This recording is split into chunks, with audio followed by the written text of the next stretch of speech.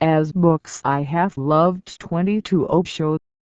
Chapter 5, Awareness, or in scientific terms, love as levitation against gravity. Leave gravitation for the greats, levitate, or rise. And when one starts rising to life, flying towards the stars, that is Hatha Bhakti Jigyasa. Why do you all look so worried? I love the devils. Let them work. Let them create as much noise as they can. As far as I am concerned, they cannot disturb me. And as far as you are concerned, you are already disturbed. What more can they do? So everything is perfectly okay. It is as it should be. I have loved Narada's book tremendously. I have talked about it, but not in English, because English is not my language, and moreover it is too scientific, mathematical, modern. I have spoken of Narada in Hindi, my mother tongue, in which I can sing more easily. It is closer to my heart. One of my professors used to say, you cannot love in the foreign language, and you cannot fight either. When it comes to fighting, one wants to speak the language of the heart. When it comes to love, it is the same, only more so because it needs more depth. When I speak in English, I am bound to speak it wrongly, because it is a double work. I am still speaking in Hindi and then translating it into English. A hard task. Speaking directly into English has not happened to me, thank God. Remember, God does not exist. He is only created so that we can thank someone. I hope somebody will translate what I have said about Narada. I have spoken on many things in Hindi which I have not spoken on in English out of necessity, because it was not possible. And vice versa too. I have spoken in English about many things which were not possible to speak on in Hindi. My world has been a little strange. When all my books are translated from Hindi to English, and from English to Hindi, you will be even more bewildered than you are, more puzzled than you are, and I will have a good laugh. Whether I am in the body or not, it does not matter. I will have a good laugh. I promise it. Wherever I am bound to be somewhere in the cosmos. Seeing you puzzled, bewildered, shaking your heads, not being able to believe, because I have spoken in both these languages in different dimensions. I only chose to speak in English because there is a dimension which cannot be expressed in Hindi. The third book is Patanjali's Yoga Sutras. Bhadrayana is too serious, Narada is too non-serious. Patanjali is just in the middle, exactly in the middle, neither serious nor non-serious, the very spirit of a scientist. I have spoken 10 volumes on Patanjali, so there is no need to say more about him. After 10 volumes it will be difficult to say anything more, to add anything more to it. Only one thing, that I love the man. Fourth, Kabir, the songs of Kabir. Nothing like it exists in the world. Kabir is incredibly beautiful. An uneducated man, born a weaver, to whom nobody knows. His mother left him on the bank of the Ganges. He must have been an illegal child. But it is not enough to just be legal. He was certainly illegal, but he was born out of love, and love is the real law. I have also spoken much on Kabir too. so there is no need to add anything except again and again to say, Kabir, I love you as I have never loved any man. Is my numbering still right? Books I have loved 23 Osho. Chapter 5. Yes. Osho. That's great. Devils cannot disturb me at all. 5th. I now bring in a woman.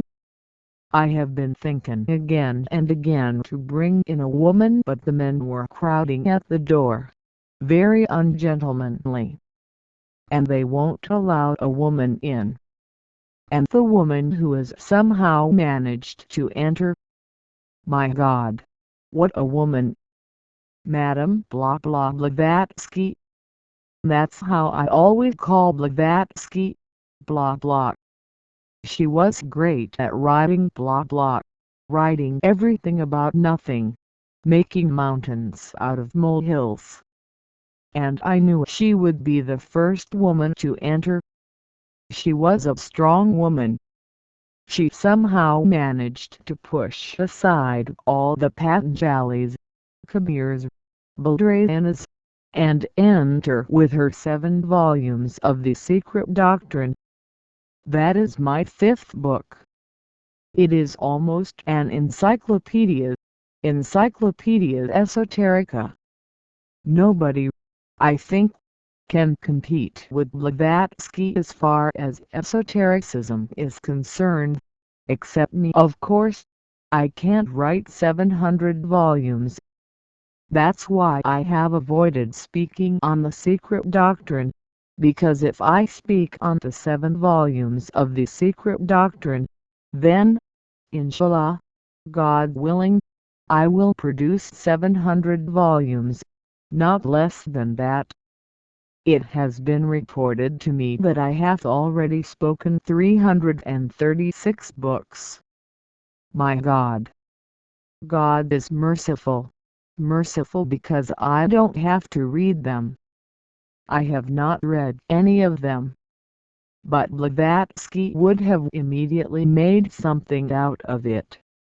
That's what I call esotericism. 336. 336.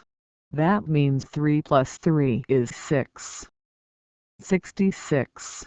6 plus 6 is 12. 1 plus 2. Again 3. The moment you come to 3, then you cannot stop the esoteric. He has got the key. The esoteric will open doors you have never imagined. 3 is enough to open all doors, locked or unlocked. Blavatsky, poor woman, I pity her and love her too, in spite of her face, which is not lovable, not even likable. What to say of love? Her face could only be used to frighten children when they are doing something nasty. Blavatsky had a very ugly face. But I pity the woman, in the world of men, made by men, dominated by men. She is the only woman who asserted, dominated, and started the first religion ever by any woman. Theosophy. She competed with Buddha, Zarathustra, Mohammed, and I thank her for that. Somebody needed to do it. The man has to be put in his place. I thank her for that. The Secret Doctrine, although so full of esoteric bullshit, has many beautiful diamonds too and many lotuses. There is much rubbish in it because she was a collector. She went on collecting all kinds of rubbish from everywhere possible, without bothering whether it was useful or not. She was great at putting all that useless nonsense in a systematic way. A very systematic woman. But there are a few, sad to say only a few, diamonds here and there. On the whole the book is not worth much. I am including it just so that a few women are included in my list, and I am not thought to be a male chauvinist. I am not. I may be a female chauvinist, but not a male chauvinist at all. 6th. The Songs of Mira. After Blavatsky, I have to include Mira just to make things beautiful again. Just to balance. Blavatsky is very heavy and it will take a few more women to balance her. I will do that. 6th is Mira's songs. They are the most beautiful ever sung by any man or any woman. It is impossible to translate them. Books I have loved 24 Osho. Chapter 5. Mira says, Main to Prem Divani, I am madly in love, so madly loved that I am mad, mad, mad. Perhaps this may give you a little hint what kind of songs she sang. She was a princess, a queen, but she renounced the palace to be a beggar on the streets. Playing her veena, she danced in the marketplace, from village to village, town to town, city to city, singing her heart out, pouring herself totally. I have spoken of Mira in Hindi.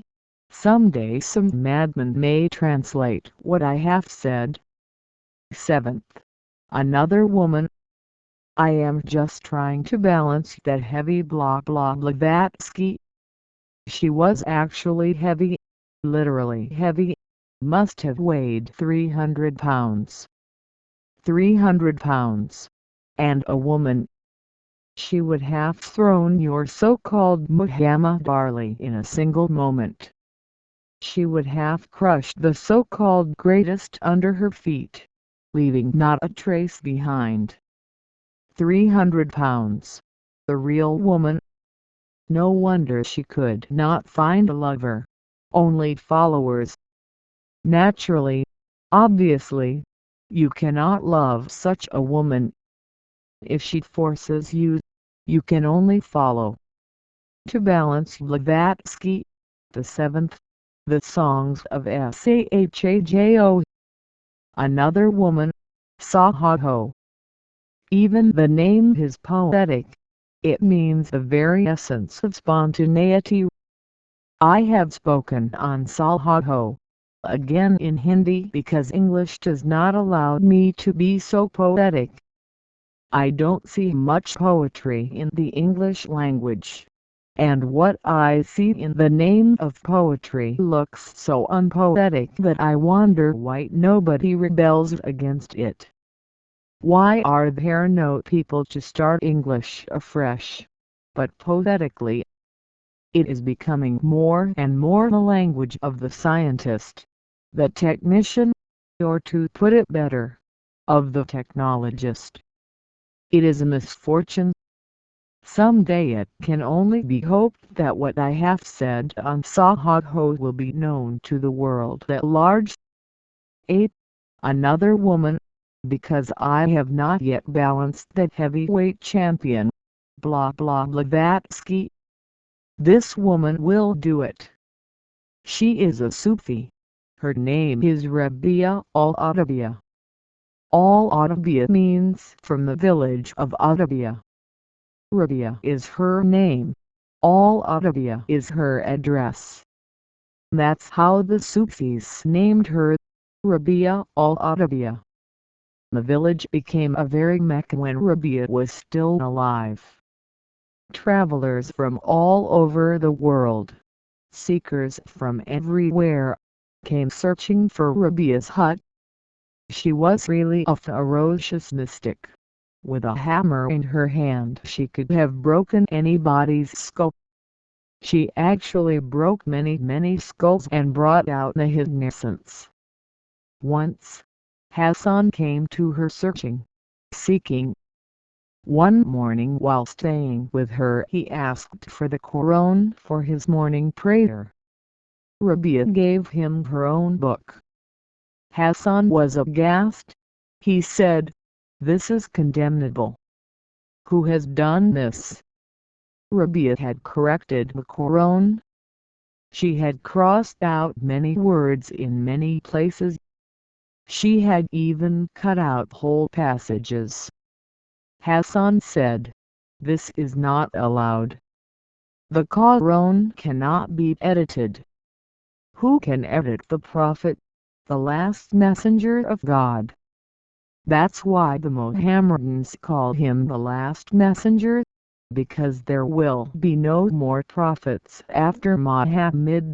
So who can correct his words? He is correct, and not correctable. Rabia laughed and said, "I don't care about tradition. I have seen God face to face, and I have changed the book according to my experience. This is my book," she said. "You cannot raise any objection. It is my possession. You should be thankful that I allowed you to go through it. I have to be true to my experience, not to anybody else's." This is Rabia, the incredible woman. I include her in my list. She is enough to put Madame Blavatsky in her place. Again, Rabia's words are not written by her, but are just disciples' notes, like Davidji's. Rabia would say something out of context. Nobody could figure out any context. Suddenly she would say something and it was noted down. So were the anecdotes she related and the anecdotes that her life itself became. I love that. Books I have loved 25 Osho. Chapter 5. Mira is beautiful, but without salt, just sweet. Rabia is very salty. As you know, I am a diabetic, and I cannot eat or drink too much of Mira. Devara won't allow it. But Rabia is okay. I can have as much salt as I want. In fact, I hate sugar. And I hate saccharin even more, the artificial sugar created especially for diabetics. But I love the salt. Jesus said to his disciples, "Ye are the salt of the earth." I can't say of Rabia, "Rabia, you are the salt of all the women that have existed and will ever exist on the earth." 9th, Nanak, the founder of Sikhism, his songs. He roamed around the known world of his day with a single follower, Mardana. Mardana means manly, or really brave. To be a follower one has to be brave. Nanak used to sing while Mardana played on his sitar, and that's how they roamed around the world spreading the fragrance of the ultimate. His songs are so beautiful, they bring tears to my eyes. Just because of his songs a new language was created. Because he wouldn't listen to any grammar, any rules of language, regulations, he created Punjabi just by his songs. It is a tremendously strong language, just like the sharp edge of a sword. 10th. I have always wanted to speak of Shankaracharya, the first, not the present one, the original Shankaracharya, the Shankaracharya. I had decided to speak on his famous book, Vivekshuddhamani, the crest jewel of awareness. At the last moment. You know I am a madman. At the last moment I decided not to speak on it. The reason was simple. The book is more logic than love, and I would have had to suffer that logic. It is not a small book. It is a big book and I was going to speak on it for 8 months continuously. It would have been a long journey and it was better to call it off. So I decided not to speak on it. But it has to be included among the great books that I am counting. Bhagwan by Shankaracharya has of course here and there diamonds, flowers, stars. But the Brahman rubbish in between is too much and too thick. I could not tolerate it. But the book is great. You cannot renounce the mine of diamonds just because there are too many stones and so much mud around. 11th, and the last in the series, Hazrat Muhammad's Quran. The Quran is not a book to be read but a book to be sung. If you read it you will miss it. If you sing it you may, God willing, perhaps find it. The Quran was not written by a scholar or a philosopher. Muhammad was absolutely illiterate. He could not even sign his own name. But he was possessed by the Spirit of God. Because of his innocence he was chosen and started the song. And that song is the Quran. I don't understand Arabic, but I understand the Quran because I can understand the rhythm and the beauty of the rhythm of the Arabic sounds. Who cares about the meaning? When you see a flower, do you ask, what does it mean? The flower is enough. When you see a flame, do you ask, what does it mean? The flame is enough. Its beauty is its meaning. Its very meaninglessness, if rhythmic, is meaningful. So is the Quran, and I am thankful that I am allowed by God. And remember, there is no God. This is only an expression. Nobody is allowing me. Inshallah. Thank God I am allowed to end this series with the Quran, the most beautiful, the most meaningless, the most significant but yet the most illogical book in the whole history of humanity. Books I have loved. 26 Osho. Chapter 6. 1984 in Loudza House, Rajneeshpuram, Oregon, USA. Now the postscript. In the last session, when I said this is the end of this series of 50 books that I wanted to include in my list, it was only arbitrary. I don't mean the end, but the number.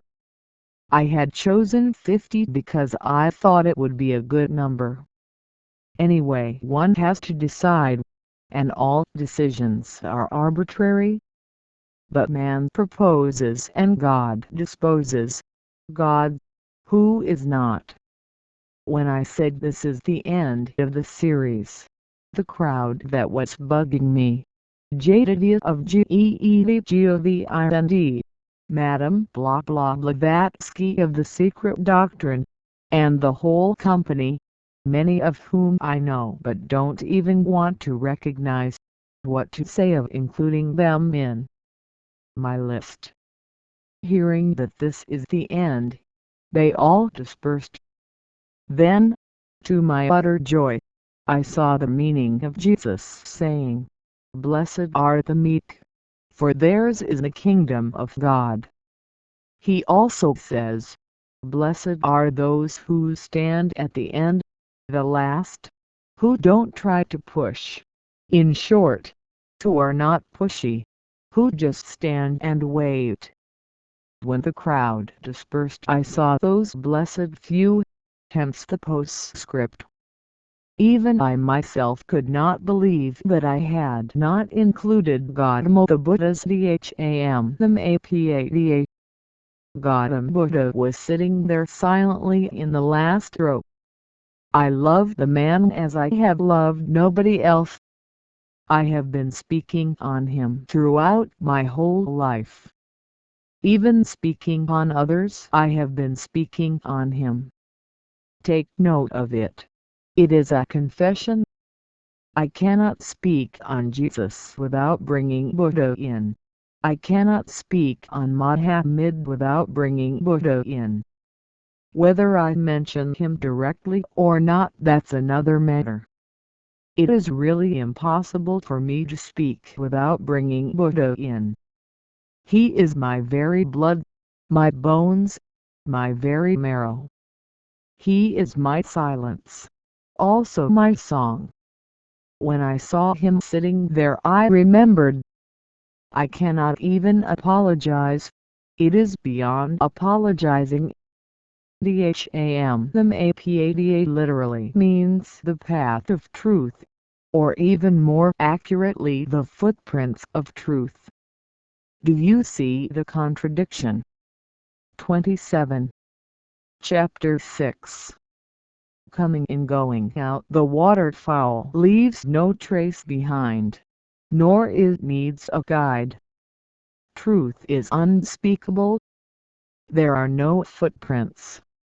Birds flying in the sky don't leave any footprints. And Buddhas are birds of the sky. But Buddhas always speak in contradictions, and it is beautiful that at least they speak. They cannot speak without contradicting themselves. They cannot help it. To speak of truth is to contradict yourself. Not to speak is again to contradict, because even when you are trying not to speak, you know that your silence is nothing but an expression. Without words maybe, but an expression all the same. Buddha gave the name Dhammapada to his greatest book, and there are contradictions upon contradictions.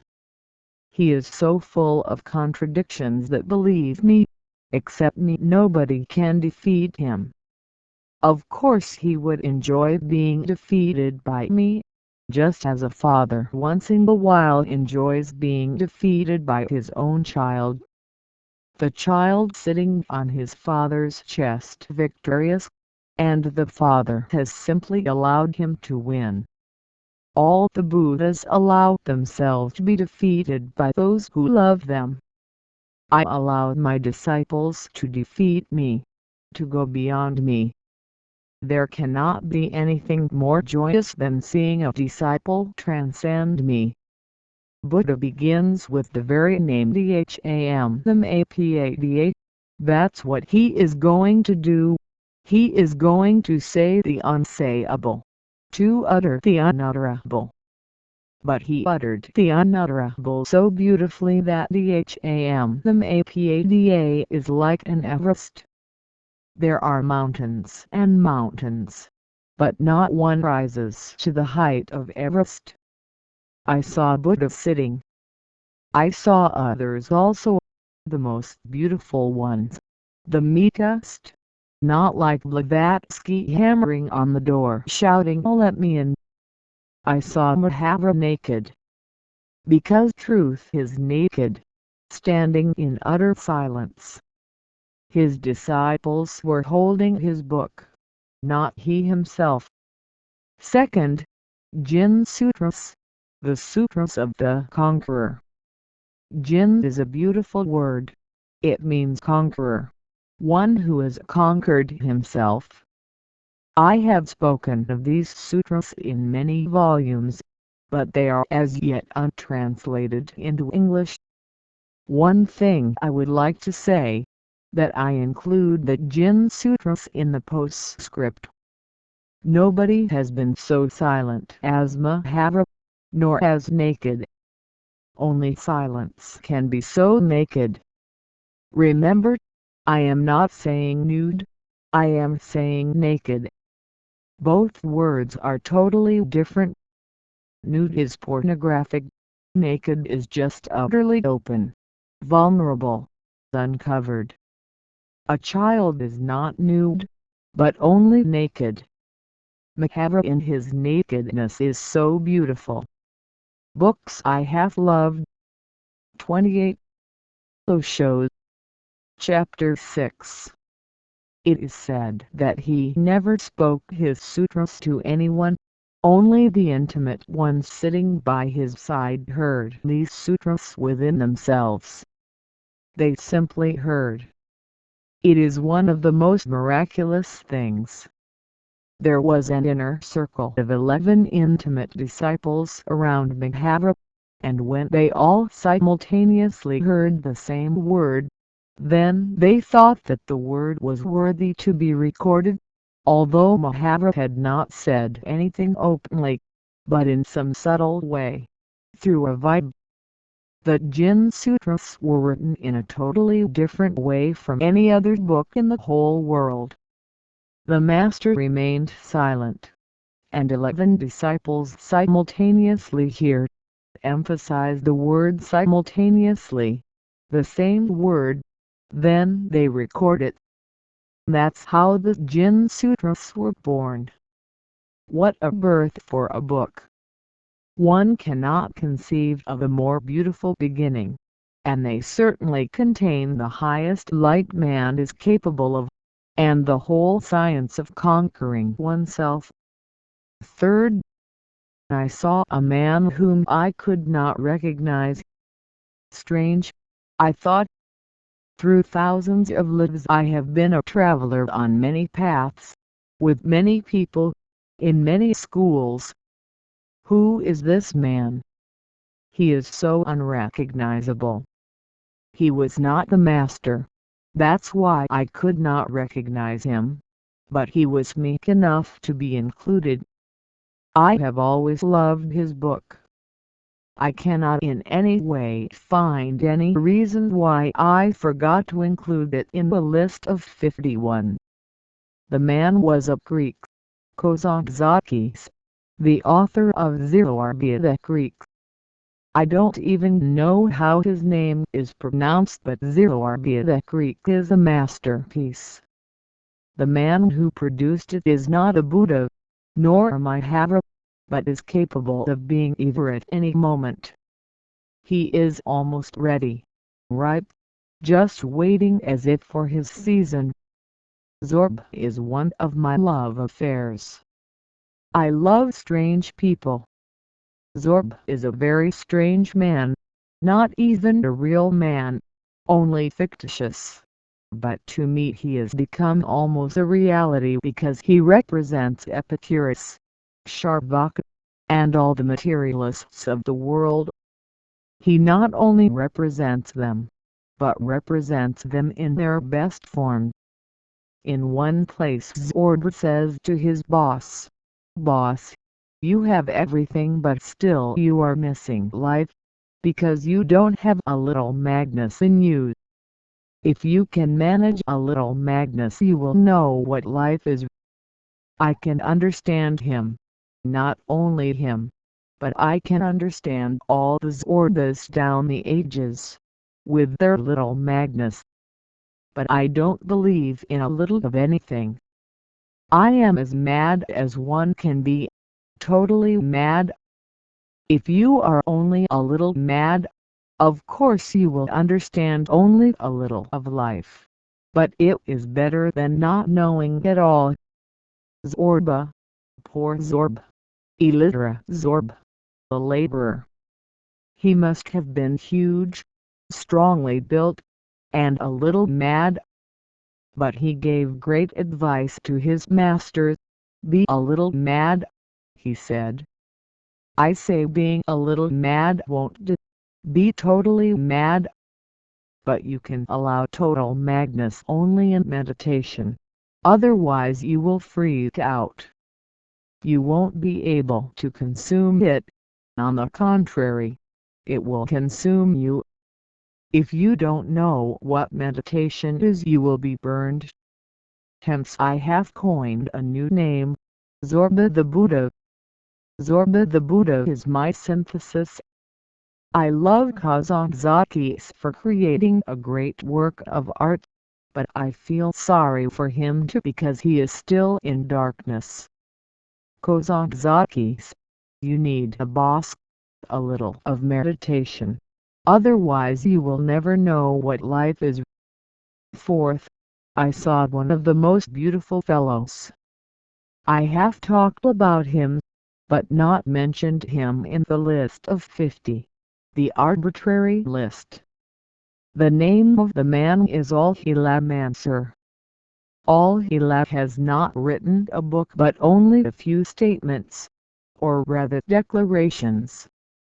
People like Al-Hilal only declare, not out of any egoism. They don't have any ego. That's why they declare. Haq. Books I have loved 29 Osho. Chapter 6. Haq is his declaration, and it means I am God, and there is no other God. Mohammedans could not forgive him. They killed him. But can you kill an Al-Hilal? It is impossible. Even while they were killing him he was laughing. Somebody asked, "Why are you laughing?" He replied, "Because you are not killing me. You are killing only the body. And I have said again and again that I am not my body." Haq. I am God himself. Now these men are the very salt of the earth. Al-Hilal Mansur has not written any book. Just a few of his declarations have been collected by his lovers and friends. I will not even say followers, because men like Al-Hilal don't even accept followers, imitators. They only accept lovers, friends. I am sorry. I forgot about him completely. That is not good of me. But, Al-Hilal, you should understand my difficulty. I have read more books than you may have heard of. I have read more than 100,000 books. Now, to find only 50 out of them all is really a difficult job. I have chosen only a few, and naturally I have had to leave out many, with tears in my eyes. I would have liked to choose them too, but I put you on record in the postscript. Fifth, this man is known only to very few people, for the simple reason he never wrote and he never spoke. Mahakashyapa. All that is known of him is this anecdote. One day, Buddha came to his morning discourse with a lotus flower in his hand. He sat silently looking at the flower, not saying a single word. The assembly of 10,000 sannyasins was bewildered. This was unheard of. In the first place, Buddha, who had never before come with anything, comes with a lotus flower. Secondly, he used to speak immediately, but today minutes and hours have passed, and he is just looking at the flower. Many must have thought he must have gone mad. Only one man did not agree.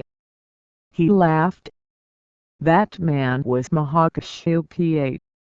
Buddha raised his eyes, laughed, and called Mahakashyapa to him, gave him the flower, and told the assembly that the sermon was over, saying, "I have given to you what you are entitled to, and I have given to Mahakashyapa what he deserves, and rightly so. I have talked to you for years in words, and you never understood.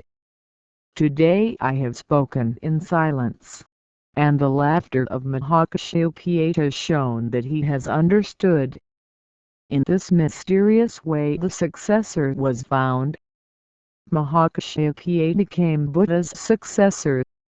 A strange way. The disciples of Mahakashyapa have written a few things about him which can be called his book. But really he has not written them, nor have his disciples signed them.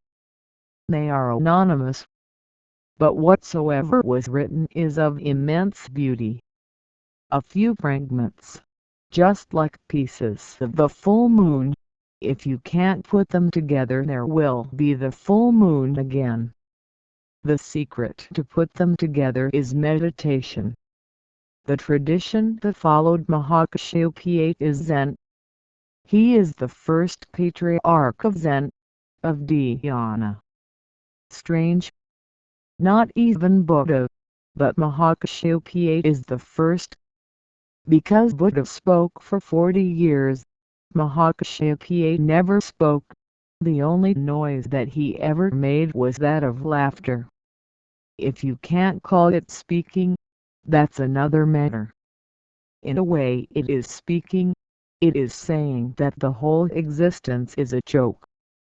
It is saying to Buddha, what a joke. Books I have loved 30 Osho. Chapter 6. The moment you understand that the whole existence is a joke, you have understood.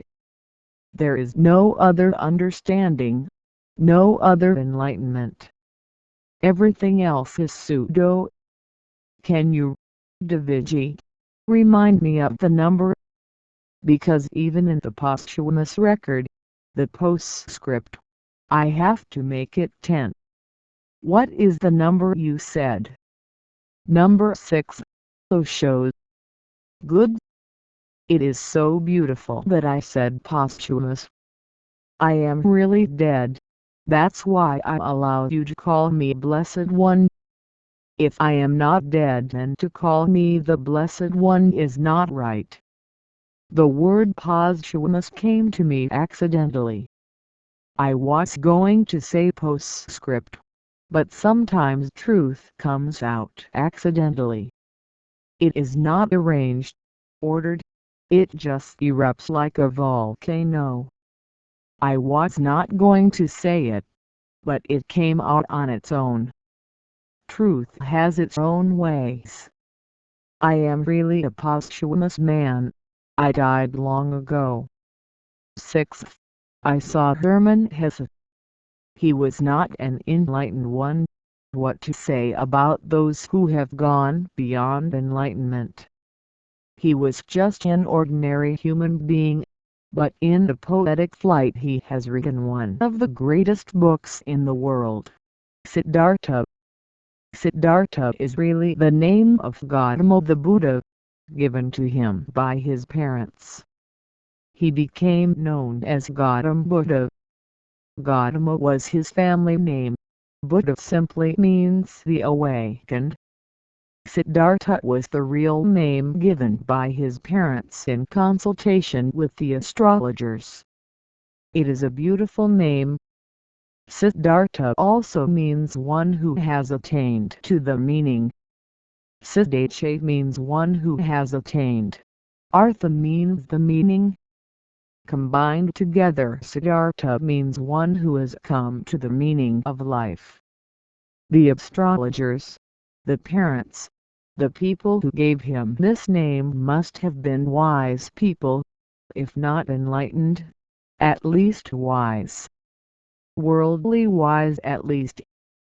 Hermann Hesse Siddhartha repeats the story of Buddha in a different way, but in the same dimension, with the same meaning.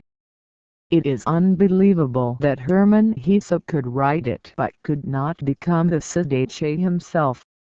He remained a poor writer, yes, the Nobel Prize winner, but that does not matter that much. You cannot give a Nobel Prize to a Buddha. He will laugh and throw it away. But the book is immensely beautiful, and I include it. 7th.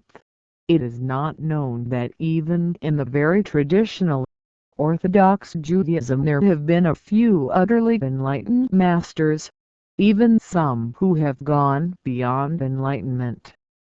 One of them is Baal Shem Tov. I cannot forgive myself for not including him, and there is nobody to whom I can ask forgiveness. Baal Shem Tov. Tov was the name of his town. His name simply means Baal Shem from the town of Tov, so let us call him simply Baal Shem. I have spoken about him because when I was speaking about Hasidism, I have not left anything essential unspoken. I have spoken of Tao, of Zen, of Sufism, of Hasidism. I am not a man of any tradition, so I am free to move in any direction I decide to. I don't even need a map. Let me remind you again. Coming in, going out, books I have loved 31 Osho. Chapter 6. The waterfowl leaves no trace behind, nor it needs a guide. Baal Shem Tov has not written any treatise. Treatise is a dirty word in the world of mysticism. But he told many beautiful stories, so beautiful that I would like to relate one of them to you just as an example so you can taste the quality of the man. A woman comes to Baal Shem. The woman is childless. She wants a child. She bugs Baal Shem continuously, saying, "If you bless me, everything is possible. Bless me, please. I want a child." Finally, tired. Yes, even Baal Shem can get tired of a nagging woman. He says, "Do you want a boy child or a girl?" The woman was tremendously happy. She said, "The boy, of course." Baal Shem said, "Then listen to this story. My mother was also childless, and she bugged and nagged the rabbi of the town continuously to bless her. Finally the rabbi said, 'First bring me a beautiful cap.' My mother," Baal Shem said, "made a beautiful cap and went to the rabbi. The cap was so beautiful that Baal Shem's mother said, 'I don't want anything in return. Just to see you in this cap is so beautiful. I am tremendously gratified. You are not obliged to me. I am obliged to you. Thank you, Rabbi." And my mother went away. That's how she became pregnant, Baal Shem said, "and I was born." The woman said, "Great. So tomorrow I will come with a beautiful cap." The next day she returned with a very beautiful cap. Baal Shem accepted and did not even say thank you. The woman waited and waited. Then she said, "What about the child?" Baal Shem said, "Forget all about the child. The cap is so beautiful. I am obliged to you. I must say thank you to you. Do you remember the story I told you?" The woman did not ask anything in return. That's why she conceived a child, and a child like me, like Baal Shem. But you have come with the desire to get something. Just because of this cap, do you want a child like Baal Shem? Forget all about it," he said, "and don't come again, ever." There are many things that can be said only through stories. Baal Shem has said the fundamental, do not ask and it shall be given. Do not ask. That is the basic condition. The Hasidism that arose out of Baal Shem's stories is the most beautiful flowering that has ever happened. Jews have done nothing comparable to Hasidism. Hasidism is a small current, but is still alive, still flowing. Books I have loved. 32. Osho. Chapter 6. Kate Farid. This is the man I have spoken of before, but not in English, in Hindi. Farid, the Sufi mystic, the contemporary of Kabir, Nanak and others. I love him. In his songs he calls himself Farid. He always addresses himself, never anybody else. He always starts, "Farida, are you listening? Farida, be awake. Farida, do this, do that." In Hindi, When you use the name for read, it is respectable. When you use the name Farida, it is not respectable. One only calls the servants in that way. Farid calls himself Farida, of course, because he is the master. The body is the servant. The great King Akbar used to come to Farid to listen to his songs. Akbar once received a gift, a very precious gift, a pair of golden scissors studded with diamonds. Gaudiya would have loved them. Any woman would. Akbar also loved them, so much so that he thought they would be a good present for Farid. He came and gave the precious scissors to Farid. Farid looked at them, turning them this way and that, then returned the gift to Akbar saying, "This is of no use to me. If you want to give something to me as a gift, bring a needle." Akbar was puzzled. He said, "Why a needle?" Farid said, "Because the function of scissors is to cut things into pieces, and the function of a needle is to join pieces together. My function is not that of the scissors. It is that of the needle. I join things together. I synthesize."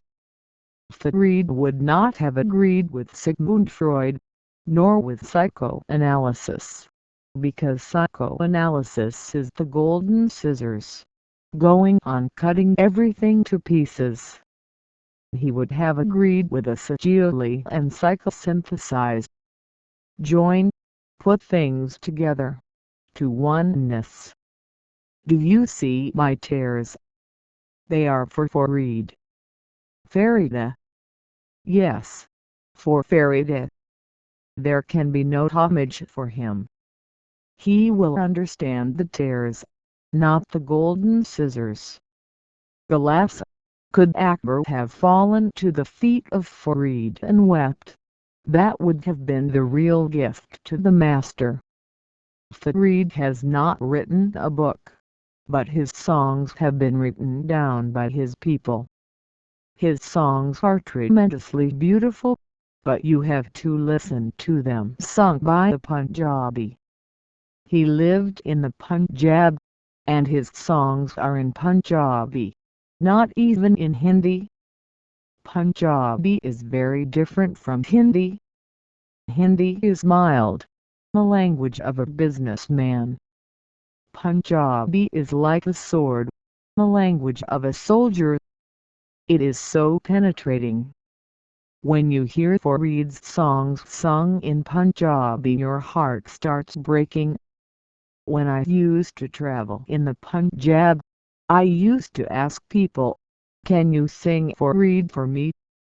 And once in a while I found a singer who was ready, who knew how to sing Farida.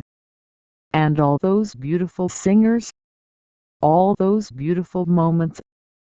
Punjabi has a quality of its own. Every language has a quality of its own. But Punjabi is certainly a sword. You cannot sharpen anything more. 9th. I am in a hurry because my hour may be nearly over, or already over, because I have seen Gaudiya entering. What a sad thing that the hour follows the same law whether it is yours or mine. It should not be chronological, it should be relative. My hour should not follow the same law. It should not belong to the Einsteinian world of relativity. It should be endless. But I know it cannot be, so I am in a hurry. And you know when I am in a hurry then too I am relaxed. 9th. Another poet, another singer, another dancer, of a totally different quality, Shiva, and his book the Igyanandharav Tantra. I have spoken about it. It is very small, only 112 sutras. You can easily write it on one page of a book, or at the most 2 pages. I have spoken on it. Books I have loved 33 Osho. Chapter 6. In 5 volumes, thousands of pages. The Book of the Secrets. I cannot say any other book exists as condenses Vigyantharav Tantra, the Book of Shiva. Each sutra is a method unto itself. Deviji, please don't interrupt. Let me finish my work. They call the man in the chair the patient. They should teach the doctors to be patient. The shoe. You are not a doctor, so you need not worry. No woman ever worries. She makes others worry. That's another matter. Look. Even Gudia is laughing, which is rare for a proper English woman. Good. Laughter is always good. I love it. But I have to continue my work whether you laugh or cry. It does not matter to this man in this chair. I am as hard as rock and as soft as a lotus, but I am both together. For the sake of clarity, let me tell you. First, I am a rock. With this I will break your scope. I cannot be a lotus for you, but what you are doing is so beautiful. 10th. I always had the idea of speaking on Swati and his book. Swati is a mystic, but a very dry mystic, just like my lips at this moment, without any moisture. He has written a very dry but true description of the ultimate. His book is called the Sutra. Tattva means the ultimate reality. Tak means that, the ultimate. This is the immediate, and that is the ultimate. Deviji, stop interrupting. I know you know more about your machinery. I also know more about your consciousness, and that's what matters. The Adva Sutra is beautiful and I would have spoken about it, but again and again I have postponed. It is too mathematical, like Kunda's essay the Mayasar. That's how all Jaiva mystics are, dry, utterly dry. Black Semi has really chosen the place. Kutch, Mahavra, Kunda, Swati. All of these fellows would have loved it in the Kutch. But for me, what a misfortune. I have always wanted to live in the Himalayas, but for the sake of my people I have to leave the very idea of being in the Himalayas. It did not happen to Buddha, Bodhidharma, to Bashio. It did not happen to Omar Khayyam, to Khalil Gibran, to Mikhail Naimi, but it has happened to me. I know there must be a secret in it. It can only be that I have to make Kutch as beautiful as the Himalayas. One thing is certain, that wherever I am going to create the most beautiful spot in the world, whatsoever the challenge. 11th, and the last for the postscript. I mean for today.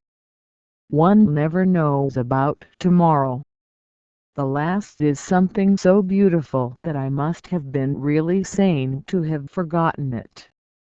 Mind you, I am not saying insane, I am saying sane. I must have been sane to have forgotten it. If I was insane enough, then it would have been impossible to forget it. Then it would have been the first to be remembered, not the last. It is the song of Naropa. I have never spoken about it because I never thought that anything could be said about it, but it has been in my heart. I only mention it so that those who love me should start searching for it. The poetry, the song, the dance of Naropa. And it is mine too.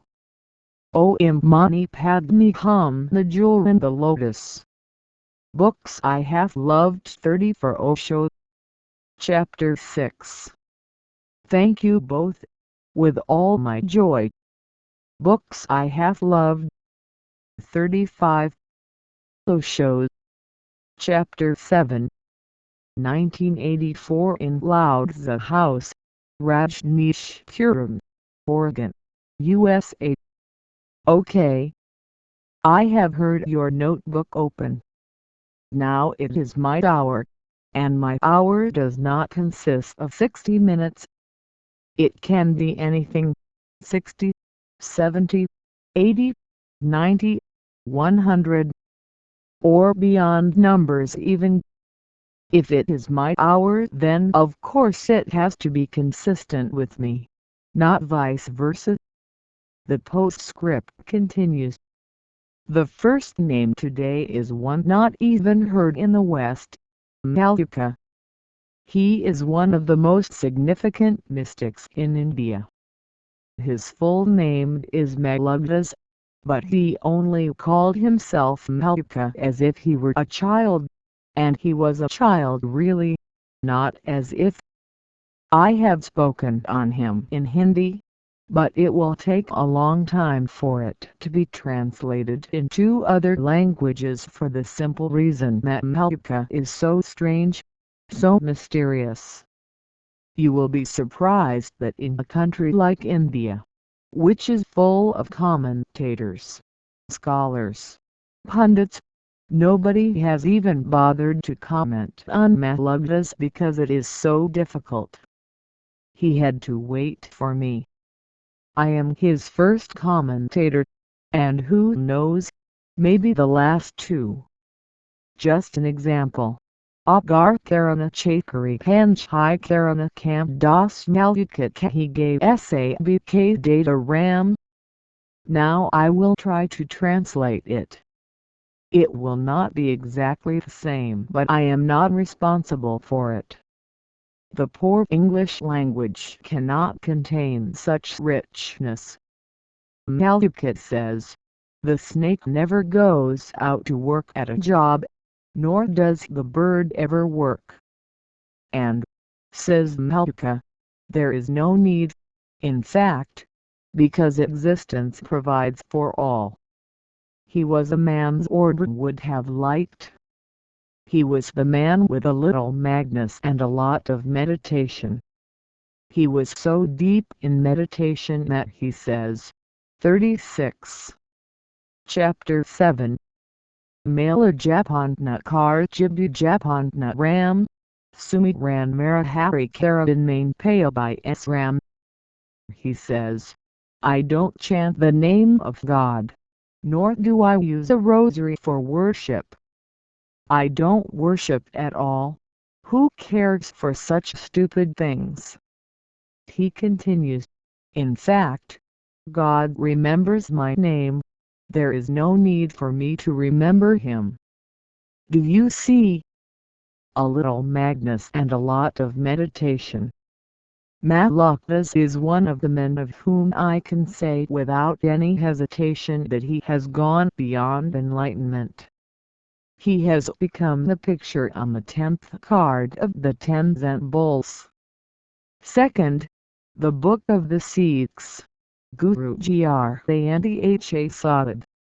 It was not written by one single man, so I cannot tell you who the author is. It is a compilation from generation to generation. It was compiled from all sources, as no other book in the world. The Old Testament is only Jewish, the New Testament is only Christian, Bhagavata is only Hindu, Dhammapada is only Buddhist, Jin Sutras only China. But Guru Granth Sahib is the only book in the world taken from all the sources possible. Its sources come from Hindu, Mohammedan, Jaina, Buddhist, Christian, such openness, no fanaticism. The title Guru Granth means the Book of the Masters, or the Master Book. In it you will find Kabir, Nanak, Farid, and a long line of mystics belonging to different traditions, different schools, as if thousands of rivers are meeting in the ocean. Guru Granth is like an ocean. I will translate only one sentence of Nanak. He is the founder, so of course his words are compiled in Guru Granth. He was the first master of the Sikhs, then followed a line of 9 other masters. Sikhism was produced by 10 masters. It is a rare religion because every other religion was created by only a single master. Nanak says, the truth, the ultimate truth is unspeakable, so please forgive me. I will not speak about it but only sing it. If you can't understand the language of music, then perhaps a chord in your heart may be touched. The transmission of the lamp is beyond words. Guru Granth Solid. The Sikhs call it solid because they respect the book so much, almost as if it is alive, as if it were the very spirit of the master. But a book is a book, and the moment the masters depart the book is dead, the word is dead. So they are carrying a beautiful corpse, just as all the other religions are doing.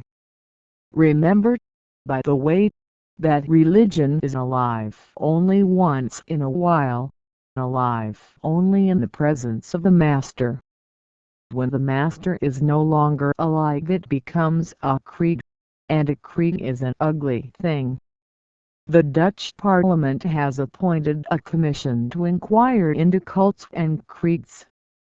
Obviously I am the first on their list of inquiries. I have informed my people in Holland to tell the Commission, we are not going to cooperate with you because in fact we are neither a cult nor a creed. We are a religion.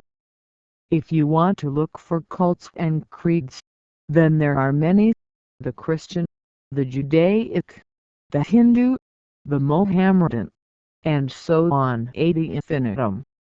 In fact I was going to say ad nauseam. The Commission has become very worried. They wrote a letter to the Orange people in Holland saying, please cooperate with us. Our people have again asked what to do. I told them, I have already told you what to do. Unless they appoint a commission to inquire into the very spirit of religion, do not cooperate. Books I have loved. 37. Osho. Chapter 7. Look at the absurdity. The Dutch Parliament is dominated by the Christian Democratic Party, and the people who are appointed to serve on the commission are all Christian Democrats. Now, it is they who are the creed.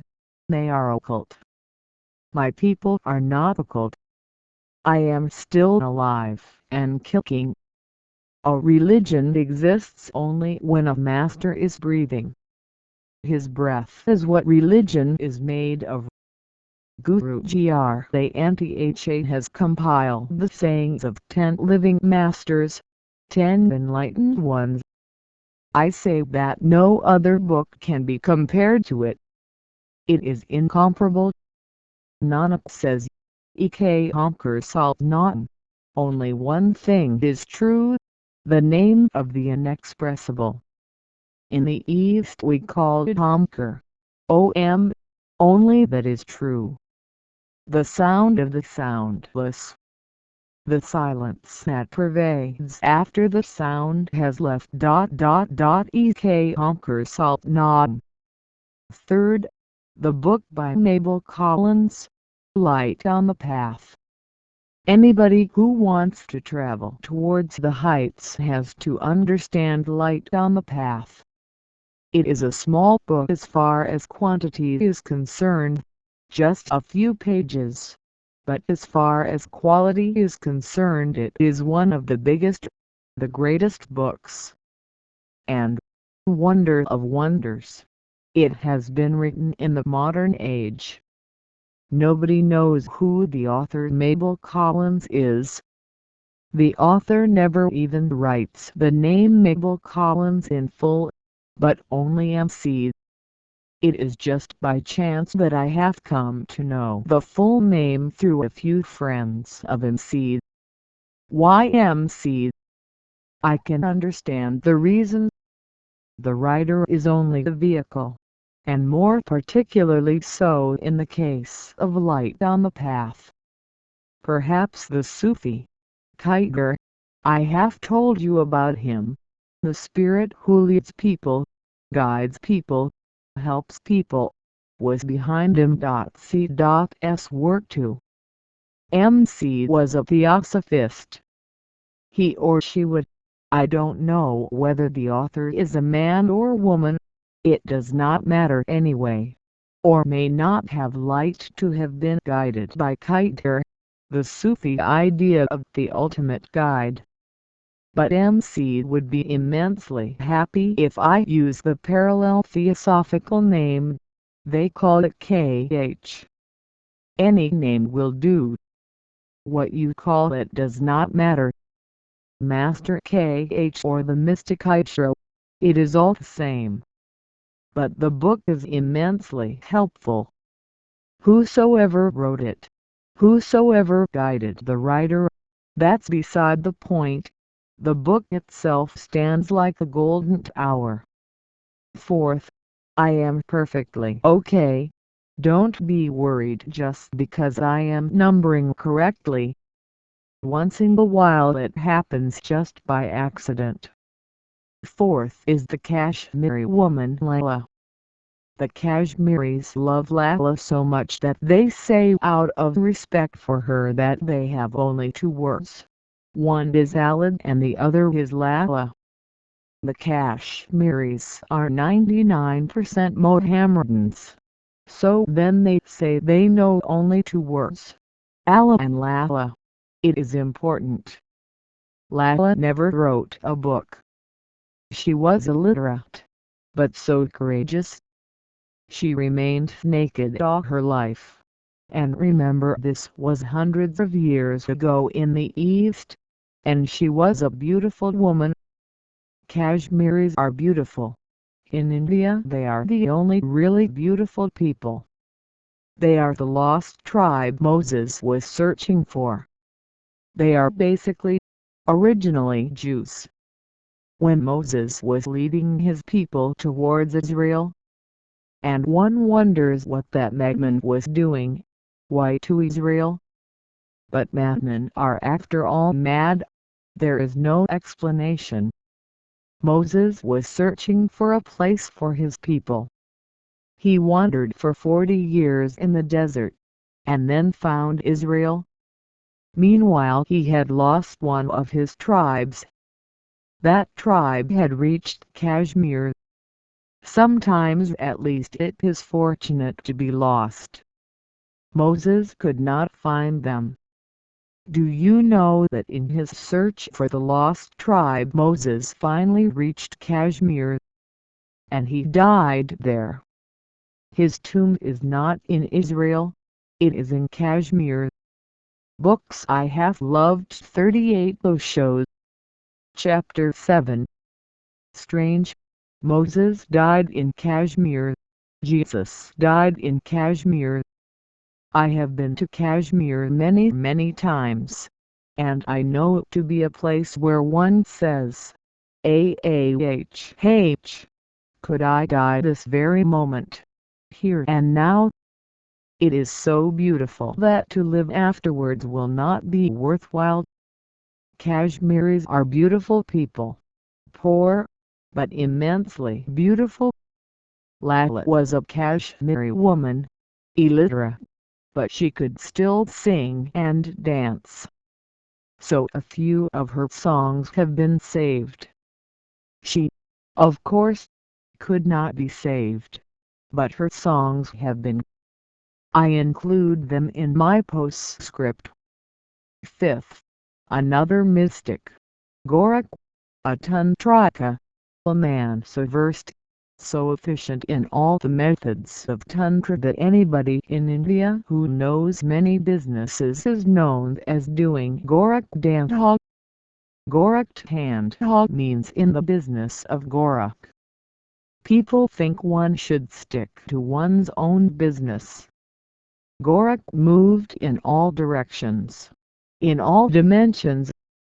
Gorak's full name was Goraknath. It must have been given by his disciples, because Nath means Lord. Gorak has given all the keys possible to enter into the inner mysteries.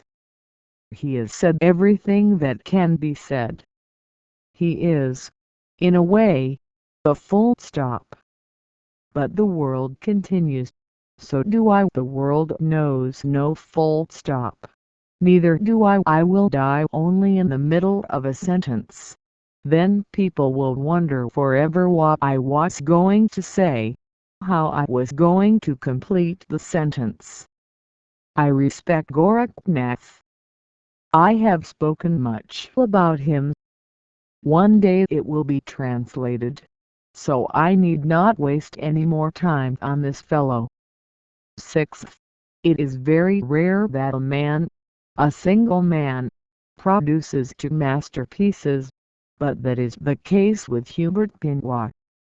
I don't know how the French pronounce it, and they are so snobbish about their pronunciation, and I am so sloppy. But I don't care. What does it matter if the word here and there is mispronounced? My whole life I have been mispronouncing.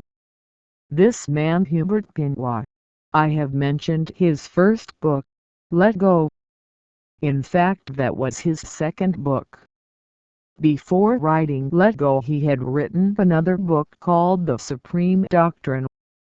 I would like to include that too. Otherwise I will feel really sad not to have mentioned it. It is a tremendously beautiful book, but very difficult to read, and much more difficult to understand. But Pinois tried his best to make it as simple as possible. 7th. The great esoteric number 7. I want it to be given to a really esoteric fellow, Shiva, the Hindu concept of ultimate goodness. Many books carry the name of Shiva. Many of them are not true. They are just using the name to become respectable. But this book is one of the most authentic. Shiva Sutra. I have spoken on it in Hindi. I am thinking of speaking on it in English too. I have even decided the date, but you know me. This book Shiva Sutra contains the techniques of all meditations. There cannot be any other technique that is not included in this book. Shiva Sutra is the very Bible of meditators. The shoe. I know why they are laughing. Let them laugh. I know I am speaking very, very slowly. That's why they are laughing. But I am enjoying it, and they are enjoying their laugh. So good. The shoe. Only once in a while one can find such a good woman. There are many beautiful women in the world, but good women are, my God, very difficult to find. Let the fools laugh. I will speak as slowly as I want. I was talking about Shiva Sutra. This book is like no other. It is unique, incomparable. Books I have loved 39 Osho. Chapter 7. 8. The most immensely beautiful work of an Indian mystic, Gaurang. The word Gaurang itself means the white one. He was so beautiful. I can't see him standing right before me. Just white, or rather snow white. He was so beautiful that all the girls in the village fell in love with him. And he remained a bachelor. One cannot get married to millions of girls. One of them is too much. Millions, my God. That will kill anyone.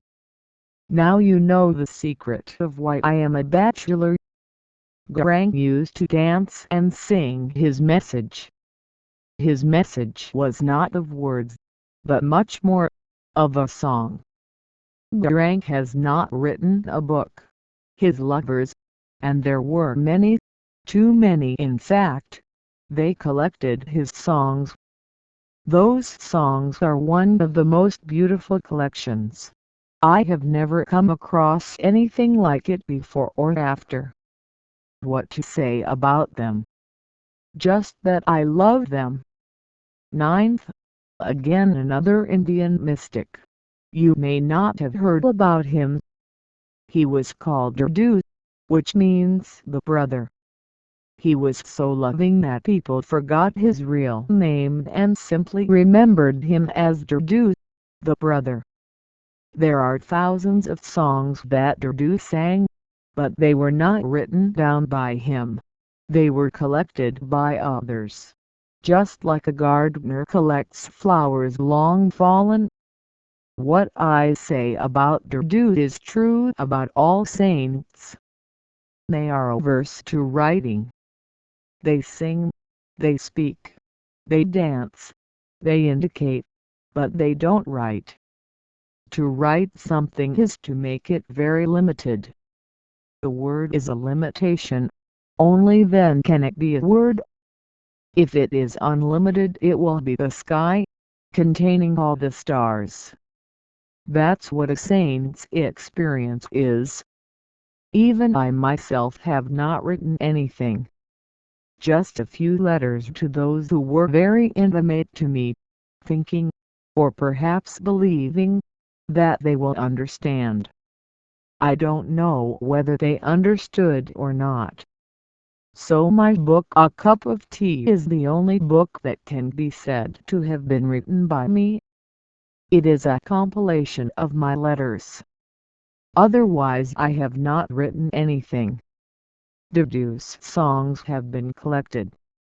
I have spoken on him. He reaches to the very heights one can aspire to. 10th, and the last. The last today is one of the strangest men that has ever walked on the earth. Sarmad. He was a Sufi, and he was murdered in a mosque by order of the Mohammedan king. He was murdered simply because of a particular Mohammedan sutra, one of their prayers. The prayer is, Allah Valid, God, is the only God. And that is not enough for them. They want something more. They want to declare to the world that Muhammad is the only prophet of God. Allah Valid, Muhammad Bismillah. God is the only God. And Muhammad is the only prophet of God. Sufis deny the second part, that Muhammad is the only prophet of God. That was the sin of Sarmad. Obviously nobody can be the only prophet, nobody absolutely can be the only one, neither Muhammad, nor Jesus, nor Moses, nor Buddha. Sarmad was killed, murdered, butchered, by the Mohammedan king of India, in conspiracy with the Mohammedan priests. But he laughed, and said, even after my death I will say the same thing. Allah Valid, God is the only God. The great mosque in Delhi, Jama Masjid, where Sarmad was killed, is still standing, a monument to this great man. He was killed in a very inhuman way. Just his head was cut off. His head rolled down the steps of the Jam Mosque. The thousands who had gathered there heard the head rolling down the steps clearly shouting, Allah il God is the only God. Books I have loved 40 Osho. Chapter 7. I don't know whether the story is true or not, but it must be. It has to be. Even truth has to compromise with a man like Sarmad. I love Sarmad. He has not written any book, but his statements have been compiled, and the most significant is, God is the only God, and there is no prophet, there is no one between you and God. There is no mediator. God is immediately available. Just all that is needed is a little Magnus and a lot of meditation. I was going to say something then, but I will not say it. It is unsayable. It has never been said before, and I should not say it either. It is still beautiful like the sunset. The birds are coming home. The first stars are coming. Their colors are in the sky. Can you see the smile on my face? Books I have loved. 41. Osho. Chapter 8. 1984 in Loudza House, Rajneeshpuram, Oregon, USA. Bhajanatha, a seeker. The P.S. continues. The first book is Friedrich Nietzsche's Will to Power. He never published it while he was alive. It was published posthumously, and meanwhile, before it was published, many of your so-called great men had already stolen from the manuscript. Alfred Adler was one of the greatest psychologists. He is one of the trinity of psychologists, Freud, Jung and Adler. He is simply a thief.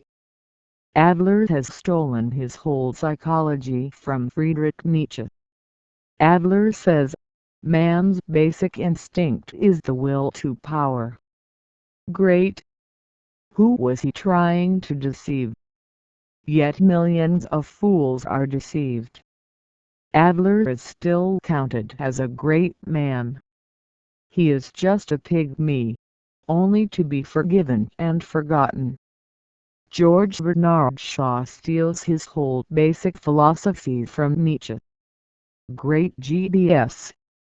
Nobel Prize winner, George Bernard Shaw. Whatsoever he says is contained in only a few sentences of Nietzsche's Will to Power. Even the so-called great Indian saint was not far behind Adler and Shaw. His name is Sri Aurobindo. He is worshipped by millions all over the world as the greatest sage of the age. He stole his idea of Superman from the manuscript of Will to Power. Sri Aurobindo was only a mediocre scholar, nothing much to brag about. Nietzsche's book was not published until many years after his death. His sister prevented it. She was a great businesswoman.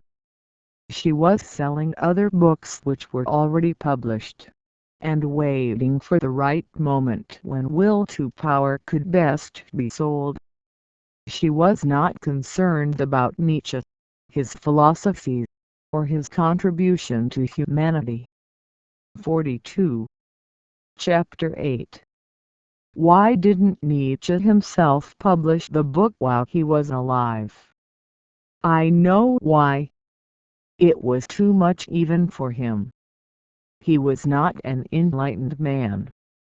He was afraid of what was going to happen to him if he published. And the book is pure dynamite.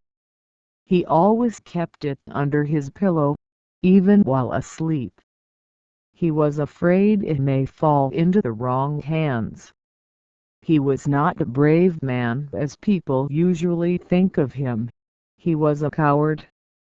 But strange are the ways of existence. Sometimes even a coward is showered with stars. And that's what happened to Nietzsche. Adolf Hitler stole his whole philosophy from Nietzsche. Hitler was incapable of doing anything right. He was such an idiot. He should really have been in India, not in Germany, and become a disciple of Nothingness. I can't suggest a beautiful name for him. Swami Idiotananda. That's what he was. The supreme-most idiot of human history. He thought he understood Nietzsche. It is very difficult to understand Nietzsche. He is so subtle, so deep, and so profound. It is beyond the reach of any Idiotananda. Friedrich Nietzsche kept his best book to be published only after his death.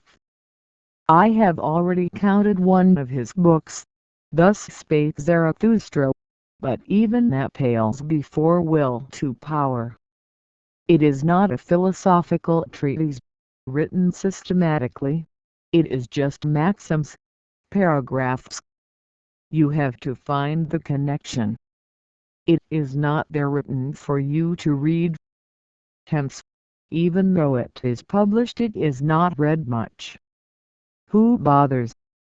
Who wants to make any effort? And Will to Power needs tremendous effort to understand it. It is the very essence of Friedrich Nietzsche's soul. And he was a madman. To understand it is to transcend it too. This is the first book I would like to mention today. Second, again I am going to mention P.D. Uspensky. I have already mentioned two of his books. One, Tertium Organum, which he wrote before he met his master, Gurdjieff. Tertium Organum is well known particularly among mathematicians because Uspensky was a mathematician when he wrote it. The second book, In Search of the Miraculous, he wrote after he had lived with Gurdjieff for many years. But there is a third book by him which was written in between, after Tertium Organum and before he met George Gurdjieff. This book is very little known, and its name is A New Model of the Universe. It is a strange book, very strange. Uspensky searched for a master all over the world, particularly in India, because people in their foolishness think that masters are only found in India. Uspensky searched in India and searched for years. Even in Bombay he searched for a master. In those days he wrote this tremendously beautiful book, A New Model of the Universe. This is a poet's vision, because he knows not what he is talking about. But what he is talking about comes very, very, very close to the truth. But only close, remember, and even a hair's breadth is enough to keep you away. He remained away. He searched and searched. In this book he describes his search. The book ends strangely, in a cafeteria in Moscow, where he meets Gurdjieff. Gurdjieff was certainly the strangest master who ever lived. He used to write in cafeterias. What a place to write!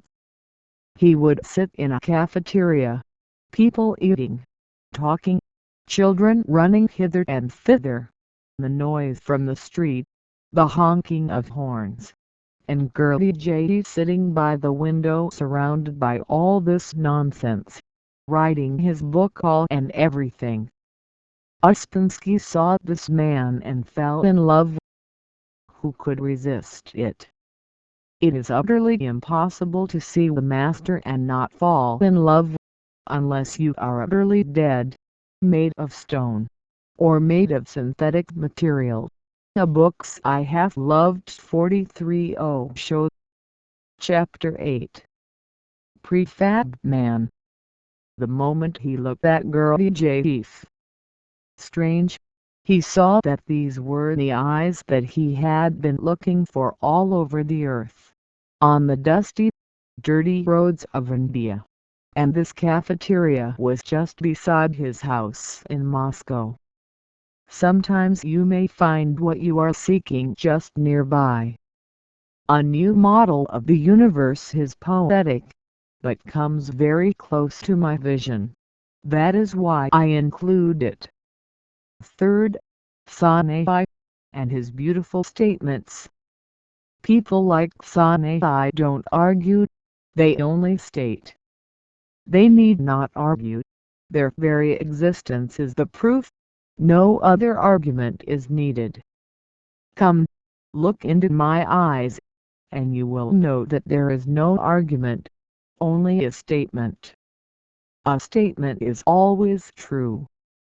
An argument can be clever but is rarely true. Sonai is one of my love affairs.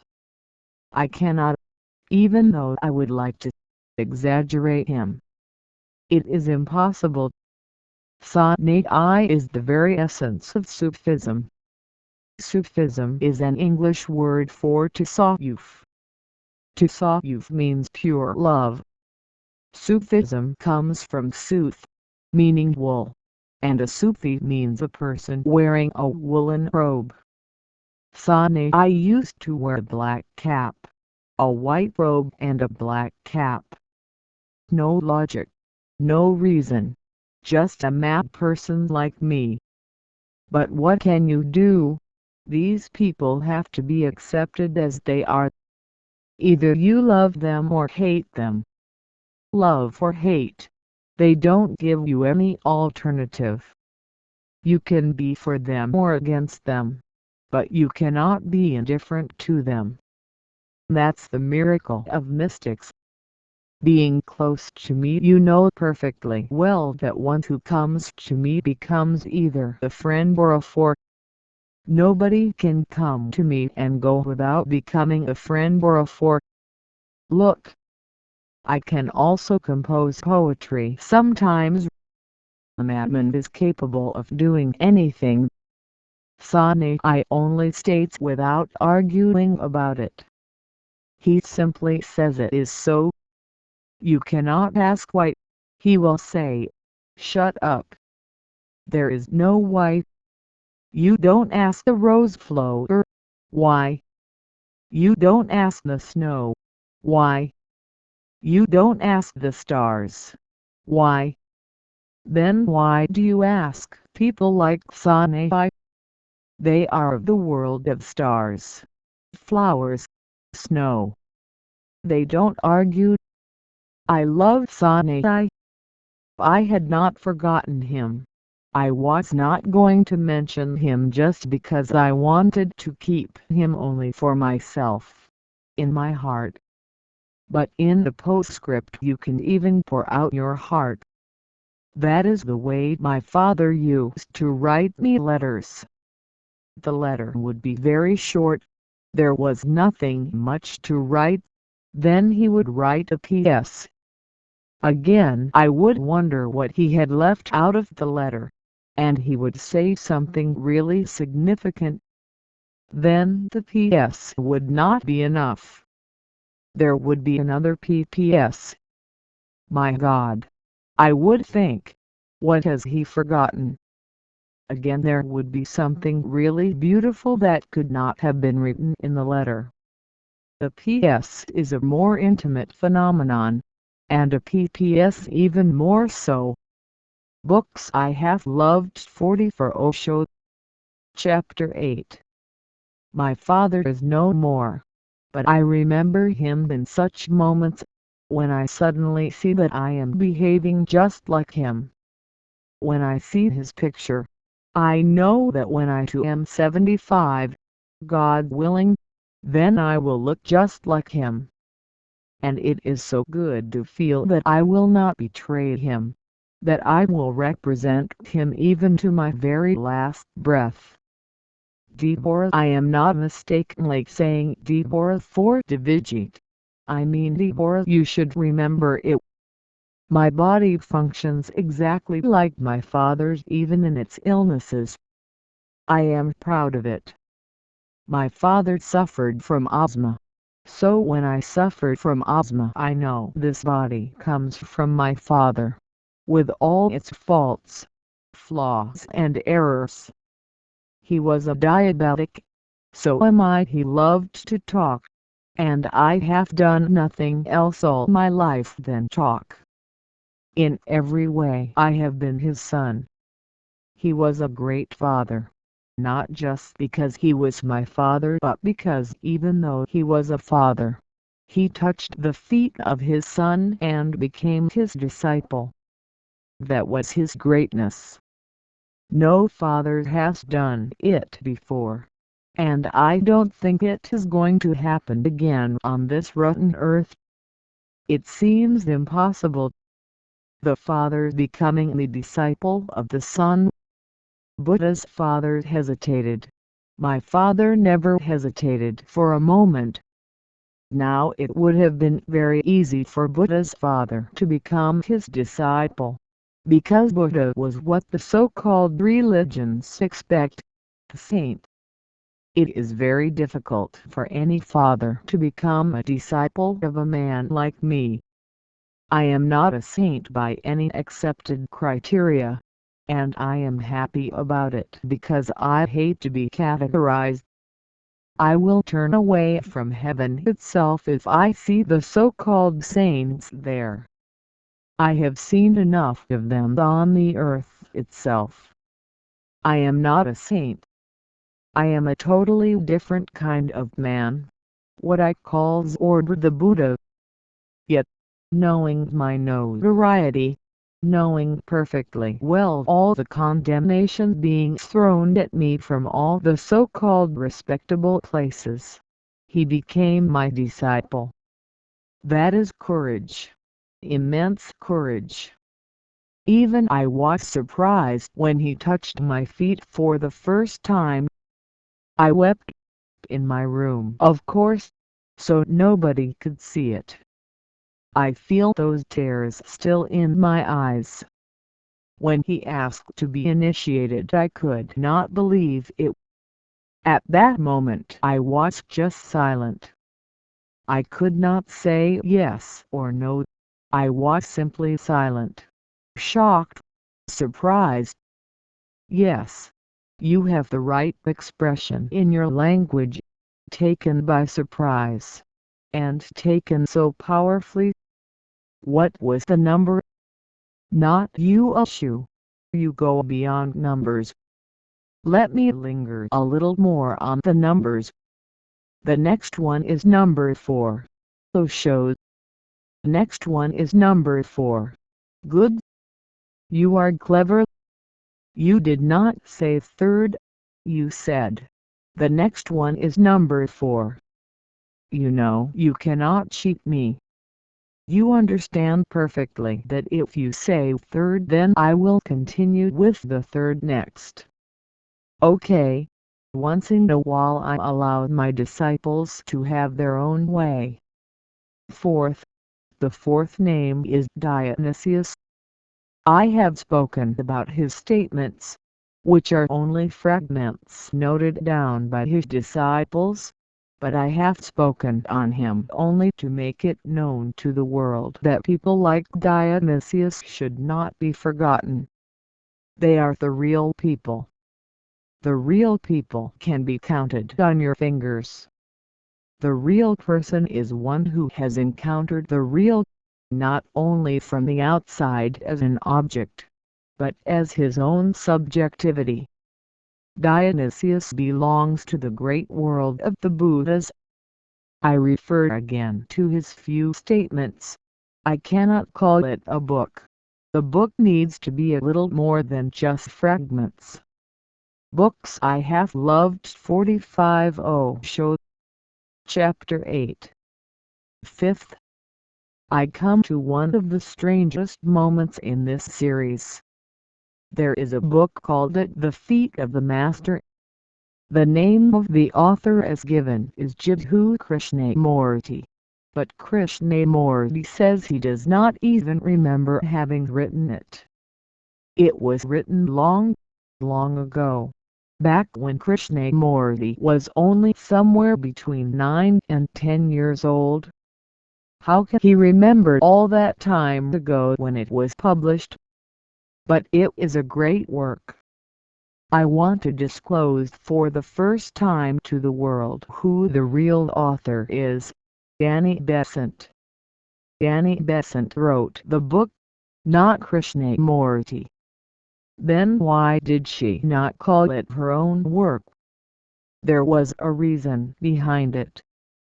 She wanted Krishnamurti to be known to the world as a master. It was just a mother's ambition. She had brought up Krishnamurti, and she loved him just as any mother loves her own child. Her only desire in her old age was that Krishnamurti become a world teacher, Jaga Guru. Now, how could Krishnamurti be declared a world teacher if he has nothing to say to the world? In this book, At the Feet of the Master, she tried to fulfill that demand. Krishnamurti is not the author of that book. He himself says he does not remember ever having written it. He is a sincere man, true and honest, but the book is still being sold in his name. He should prevent it. He should make it clear to the publishers of the book that he is not the author of it.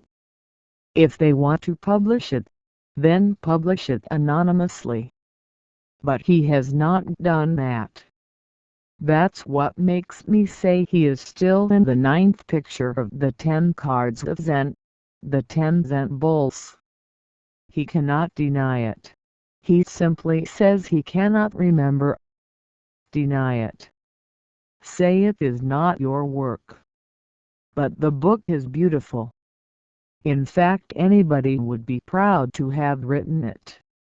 Those who want to travel the path and be in tune with the Master must study at the feet of the Master. I say study, not read, because one reads fiction, or spiritual fictions like Lord Sangrampa and his dozens of books, or the books of so many fictitious people. There are many around today, because there is a need, a market. Anybody can be a master now. Baba Frijan. I laugh. What a degradation. Even Frijan, who has now changed not himself, only his name. He no longer calls himself Bob. He used to call himself Bob because he was a disciple of Baba Muktinanda. In India, out of love the master is called Bob, so he started calling himself Bob. But then, realizing that it was imitative, he dropped it. He now calls himself Dada Frijan. It is the same, whether Dada or Bob. It is all nonsense. But these people are all around. Beware of them. Unless you are totally clear, there is every possibility of being caught in somebody's net. 6th. By another Sufi mystic, Junaid, the master of Al-Hila Mansur. Al-Hila became world famous because he was murdered, hence Junaid fell into shadow. But the few sentences, fragments, that have survived from Junaid are really great. Otherwise how could he have produced a disciple like Al-Hila Mansur? Only a few stories, verses and statements remain, all of them fragmentary. That is the way of the mystic.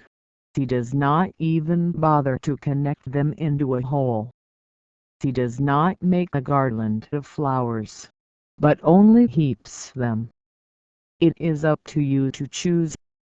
Junaid said to Al-Hilal Mansur, what you have known, keep it to yourself. Do not shout al-haq so loudly. If you say it, you will say it in such a way that nobody can hear you. Everybody has been unjust to Junaid. They thought he was a little afraid. It is not so. It is easy to know the truth. It is easy to declare it. It is immensely difficult to keep it in your heart undeclared, unpronounced. Let those who want come to the well of your being, to your silence.